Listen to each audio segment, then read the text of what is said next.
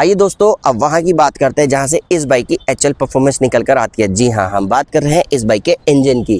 Company ने इस bike के अंदर 124.8 CC air cooled 4 stroke single cylinder FI engine introduce किया है, जो 3 वाल्व के साथ में आता है। इस बाइक में जबरदस्त पावर और टॉर्क का हमें कॉम्बिनेशन भी देखने को मिलता है, जिस वजह से इसकी परफॉर्मेंस जबरदस्त हो जाती है।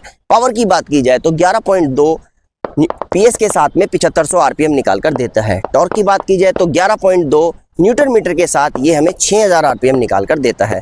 आज की डेट में जहां 125 सेगमेंट काफी टफ हो चुका है, वहां पे ये अदर कंपनीज के लिए एक टफ कंपटीशन, एक टफ राइवल साबित होती है।